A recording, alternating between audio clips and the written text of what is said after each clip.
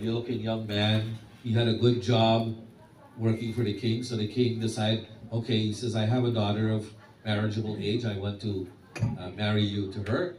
So he married Lalita to Vidyapati. So Vidyapati is staying there because he's still on the king's ticket or whatever you want to call it. He's still working. He's on the job. So she said, I can't tell you. And he said, I am your husband. You're my wife. How can you withhold secrets from me? You have to tell me where your father is going. She said, no, it's a family secret. And we can't tell. He says, I'm now family. So I should know the secret. So he convinced her with his bright city boy language. She's a simple country girl, and he's well educated. He convinced her, and she told him.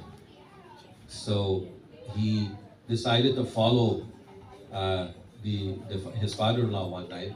So the father-in-law, he was upset when he found out Lalita told her husband. So anyway, he said, I'll take you, but I'll have to blindfold you.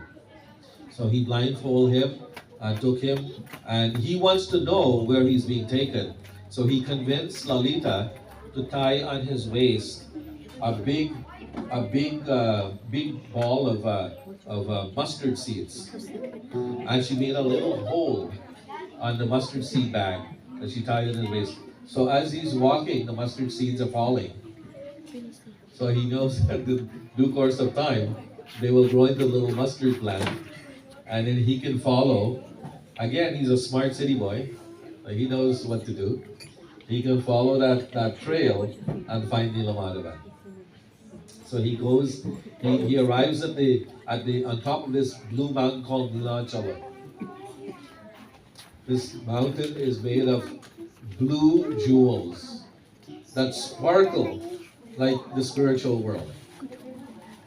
And there, when he arrived there, his father-in-law removed the blindfold, and there he behold the beautiful form of Neela Madhava. And so the father-in-law went and he did his puja. While he's there taking darshan, he saw two birds sitting in a tree. And the two birds, they died at the same time. I don't know if they committed suicide or what they did, but they died. They fell in the water. There was a nice, beautiful pond in front of the temple. They fell in the water, and then they gained four-armed Vishnu forms. So it's explained in the Srimad Bhagavatam that when we die, and if we're fortunate to go back to Godhead, we will, Prabhupada said, we regain our spiritual body. And the spiritual body looks just like Lord Vishnu, blue with four arms. But we don't carry Sank, Chakra, Padma, and Gada. We just carry a Padma. We just carry a flower. But we look exactly like Lord Vishnu. But we're not Lord Vishnu. So he witnessed these two birds fall in the water, and they regained their spiritual bodies, and they took off to the spiritual world. So now he has to tell the king this. He gets back. I won't get into all the details, but now he's back in the king's palace. And he said, Maharaj, I found Neela Madhava. And Maharaj said, yeah, and he gave him some gifts and thanked him and said, okay, let's go. So the king went, he took his whole entourage, and they followed the mustard seed trail that now grew into small mustard plants. And when they got to the temple, the king ordered the temple door open, and when he opened the door, there's no Neela Madhava. Neela Madhava took off. He disappeared.